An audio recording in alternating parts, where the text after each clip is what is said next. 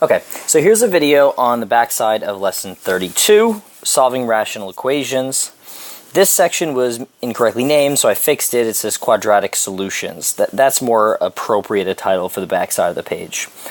I'm going to start with question number 17 because it illustrates what we learned today in class, and then I'm going to go on to one more example that might help you with any tricks on the homework. So let's start with 17. I'm going to rewrite it so I can copy it over to my other page. X squared minus 5x plus 6 over x cubed plus 5x squared. That's equal to x minus 4 over x cubed plus 5x squared plus 1 over x squared plus 5x. I'm just going to copy this over to my loose leaf so I have some room to work.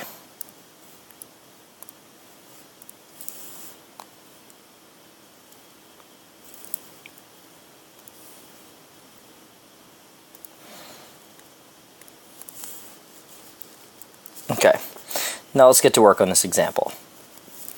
The first rule is that I said you should factor any denominators that can be factored. So regardless of whether you want to or not, my recommendation is that you do. This becomes x squared. I can pull out an x squared from both of these terms. So I'll pull out an x squared, leaving me with x plus 5. That's the new denominator.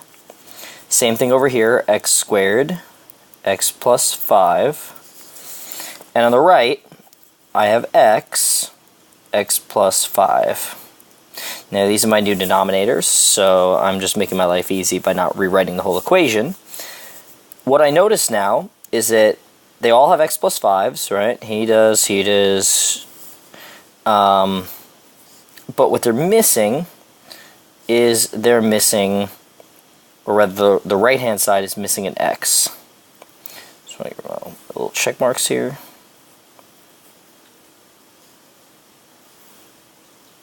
Okay, so he right here is missing an x because he's not an x squared.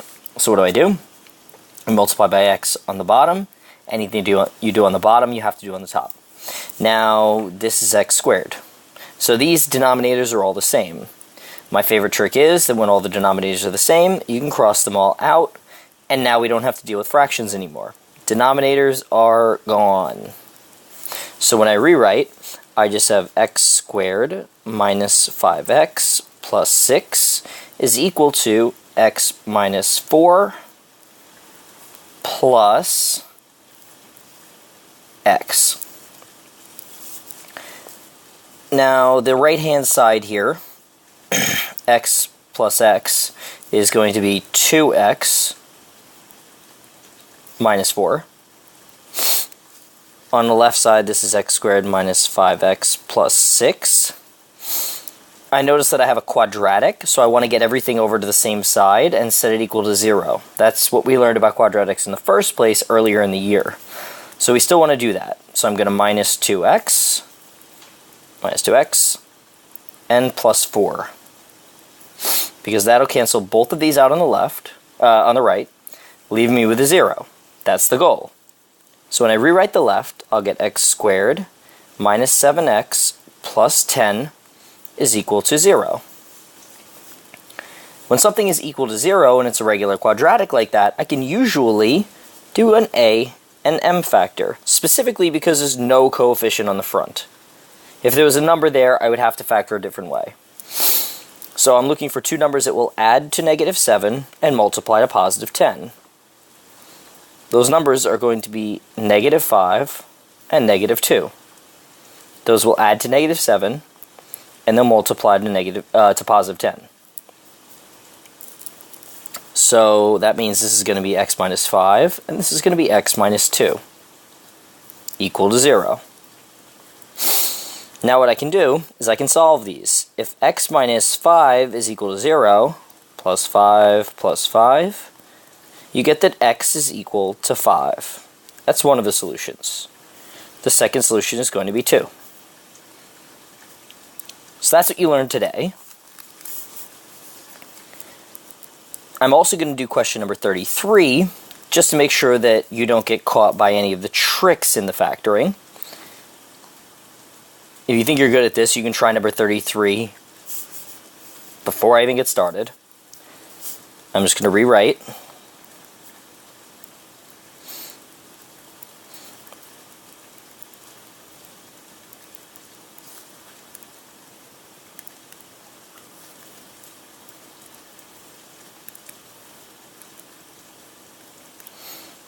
Copy 33 over to my loose leaf.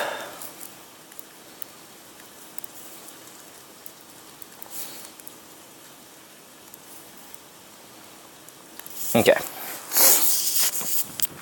Now, the first thing that might bug you out is the fact that there is a 1 here. Not a fraction, just the number 1. So what I need to do is I need to turn that 1 into a fraction first. The way you turn any number into a fraction is you put it over 1. So I'm going to rewrite that as 1 over 1.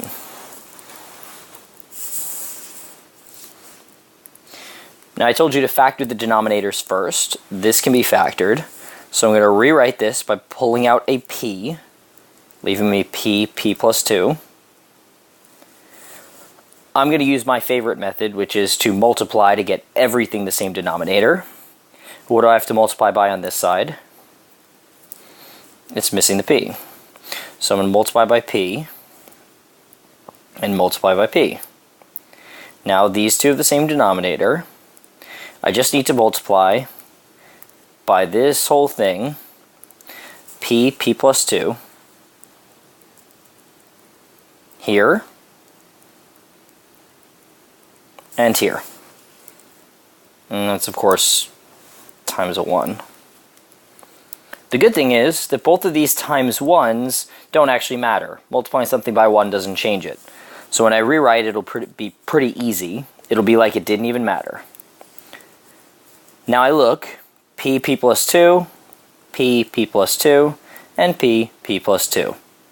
Since they're all the same, I can cross them out. See you later, denominators. Now I'll rewrite. Switch color.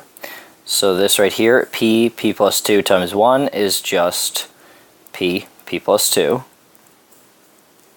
plus 1 is equal to p minus 2. Now I don't really know where to go from here, so let's just mess with it. Let's see if we can get some like terms. I'm going to distribute the p's. P squared plus 2p plus 1 is equal to p squared minus 2p. Let's see if we can get some of these terms to the same side. Let me move over the p squared minus p squared. Oh, and instead of moving over, they both actually cross out.